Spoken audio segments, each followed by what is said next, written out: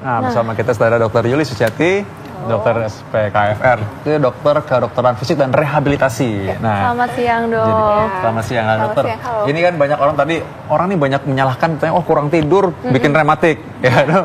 Ya tadi Pak Solihin tadi barusan ya. Tapi yang paling sering ini katanya kalau misalnya mandi malam tuh bikin rematik. Nah, itu juga tuh. Itu mitos atau fakta tuh dok? Kalau mandi malamnya yang menyebabkan rematik itu mitos. Tapi kalau misalkan penderita rematik, kita sudah punya sakit sendi rematik, kemudian kita mandi malam, itu betul bisa bikin tambah sakit sendinya. Karena kalau kita mandi air dingin itu kan dingin ya, di sendi itu ada kapsul sendi itu ada reseptor nyerinya dok. Jadi itu akan mengkerut, jadi itu membuat nyeri. Jadi tambah sakit kalau mandi malam. Yang sudah rematik ya. Gitu. Tapi berarti kalau misalnya belum kena rematik mau mandi malam itu masih nggak apa-apa ya dok ya? Nggak apa-apa sih, gitu. Nggak ada hubungannya. Batasan waktu nggak sih? Sebenarnya kan orang bilang mandi malam tuh seberapa mandi malamnya maksudnya? Iya, jam berapa tuh dok? Itu di literatur sebenarnya nggak ada di malam ya. Jadi mau tengah malam jam 2 malam, jam 2 pagi gitu nggak apa-apa dok? Mandi dini hari ya. Iya, itu kayaknya mandi pakai kembang mungkin. Oke. Nah ini katanya orang rasa sakit pada sendi itu tanda penyakit rematik. Ya, mitos atau fakta? Oke. Tanda sakit pada sendi itu sebenarnya bukan hanya tanda jadi rematik ya. Maksudnya ada beberapa sakit yang sendi itu ada lain selain rematik, ada sebutnya artritis. Nah, artritis itu juga bisa menyebabkan nyeri sendi.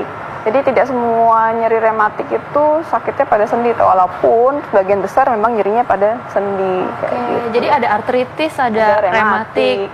Nah, ini gimana untuk dibedakannya dok? Mungkin masyarakat perlu tahu apa sih sebenarnya yang disebut rematik ini? Kalau rematik itu kan sebenarnya rematik itu penyakitnya sistemik ya, seluruh tubuh kenanya gitu. Kemudian pada seluruh bagian tubuh, tapi dia tergantung organ-organ mana yang mau terkena. Walaupun paling banyak itu sendi. Nah kalau artritis itu dia khusus menyerang sendi saja, pada sendi-sendi yang ada kapsulnya kayak gitu. Nah, sendinya nih yang mana aja nih dok biasanya yang paling sering? Ya. Paling sering tuh orang-orang kalau sakit yang rematik itu sendi-sendi tangan, jari-jari kecil kayak gitu kan. Nah kalau misalkan kalau artritis atau orang awam bilangnya itu pengapuran, paling umum adalah lutut, pengapuran lutut, pengapuran tulang belakang, itu sering banget. Ini penyebab yang paling sering nih masyarakat harus tahu apa sih? Apakah usia atau berat badan atau apa dok? Oke. Yang mana nih? Kalau misalkan untuk rematik kan sebenarnya kita tahu penyebabnya autoimun ya, di mana sistem imun kita sendiri menyerang badan kita sendiri, kemudian salah persepsi dia. Nah kalau misalkan kalau artritis paling sering itu memang karena faktor usia atau degenerasi.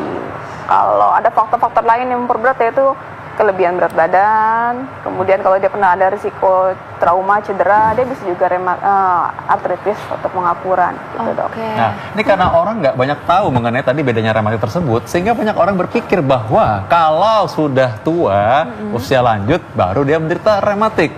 Mitos atau fakta?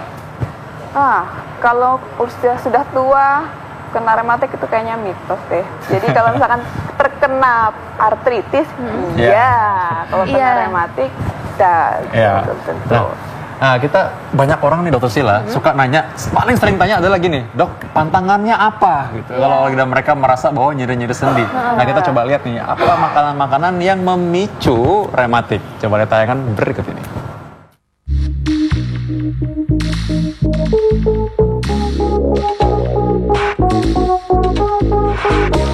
Pemirsa Ayo Hidup Sehat, tentunya Anda cukup sering mendengar keluhan tentang rematik, bukan?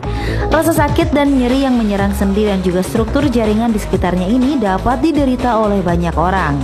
Nah, untuk Anda yang menderita rematik, ada beberapa jenis makanan yang sebaiknya tidak Anda konsumsi loh. Apa saja ya pemirsa? Berikut ini adalah beberapa makanan pemicu rematik versi Ayo Hidup Sehat.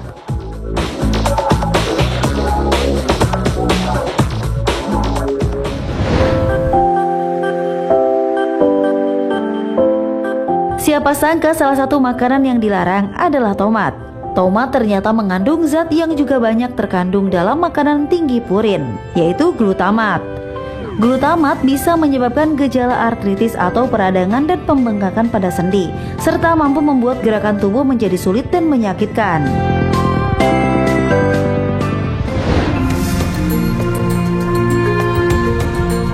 Selanjutnya adalah daging merah. Bagi Anda para penderita rematik sangat dianjurkan untuk mengurangi konsumsi daging merah karena mengandung fosfor. Perlu diketahui bahwa semakin banyak fosfor dalam tubuh, maka akan semakin banyak pula kalsium yang hilang dari tulang Anda. Daging juga memiliki kalori yang tinggi dan dikhawatirkan akan menaikkan resiko gejala rheumatoid arthritis atau pembengkakan sendi. Susu rupanya juga patut dihindari jika Anda menderita penyakit rematik. Konsumsi susu perlu dikurangi karena susu mengandung purin, yaitu sejenis zat yang mampu berkontribusi dalam menaikkan jumlah asam urat dalam tubuh.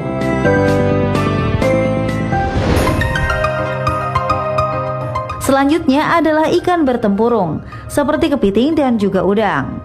Layaknya susu, kepiting, udang atau jenis ikan bertempurung lainnya mengandung purin yang apabila dikonsumsi dan diserap dalam tubuh, maka akan berubah menjadi asam urat.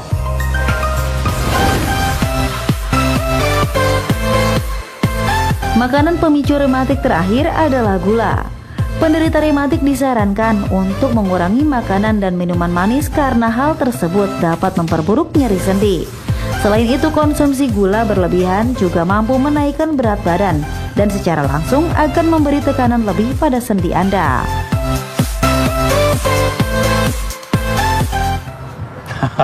Nah, tadi itu makanan-makanan yang katanya harus dihindari, tapi dari tadi tuh kita nggak lihat adanya emping. Pasti masyarakat nanya nih, emping ini boleh apa enggak?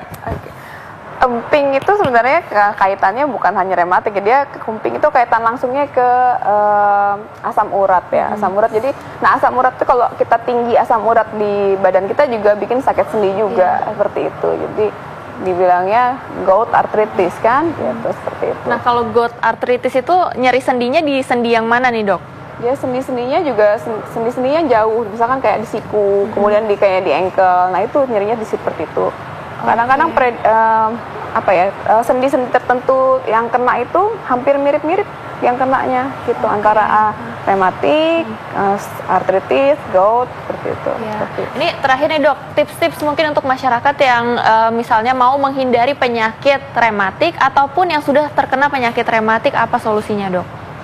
Kalau sebelum terkena penyakit rematik, saran saya sih tetap minum suplemen yang untuk kesehatan sendi itu boleh tuh, seperti glukosamin, chondroitin, MSM, sulfat tuh boleh, seperti itu. Kemudian rajin melakukan latihan-latihan peregangan tubuh. Kemudian kalau yang sudah terkena rematik pada saat lagi nyeri sendi, jangan dipanasin.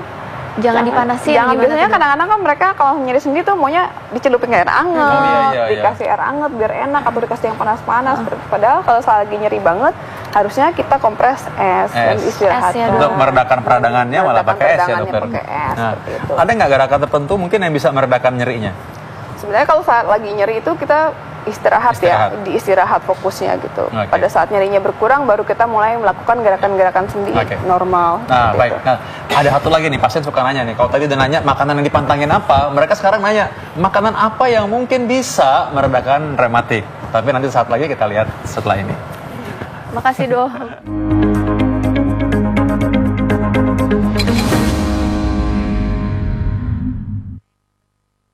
Pemirsa Ayo Hidup Sehat, rheumatoid arthritis atau sering disebut dengan rematik adalah penyakit yang dapat menyebabkan nyeri sendi yang parah. Beberapa orang menderita artritis setelah usia tertentu dan ada pula yang mengalami artritis sejak lahir. Berikut makanan yang dapat meredakan rheumatoid arthritis versi Ayo Hidup Sehat. Pertama adalah labu. Labu kuning merupakan salah satu buah yang dapat diolah menjadi berbagai macam makanan lezat. Selain itu, labu juga memiliki tekstur yang lembut. Di balik lembut dan manisnya labu, tersimpan sederet manfaat yang bisa diperoleh bila mengkonsumsinya setiap hari. Salah satunya bisa meredakan rheumatoid arthritis, karena labu mengandung banyak karoten yang bersifat antiinflamasi yang mengurangi peradangan pada sendi.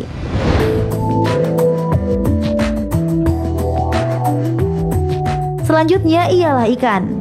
Hewan yang hidup di air ini banyak dikonsumsi oleh masyarakat khususnya di Indonesia. Karena ikan mengandung banyak asam lemak omega 3 yang dapat mengurangi peradangan otot pada sendi. Selain dapat mengurangi peradangan pada otot, lemak omega 3 yang terdapat pada ikan juga dapat menghentikan produksi enzim yang menggerogoti jaringan tulang rawan pada tubuh.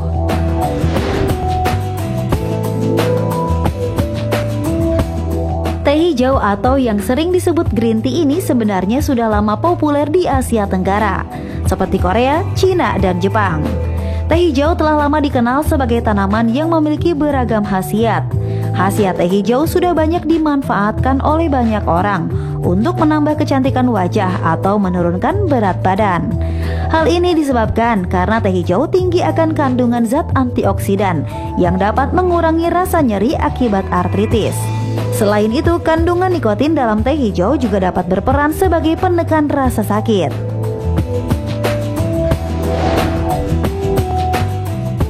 Jeruk merupakan buah sitrus. Kandungan fitokemikal pada jeruk dapat mencegah beberapa penyakit kanker.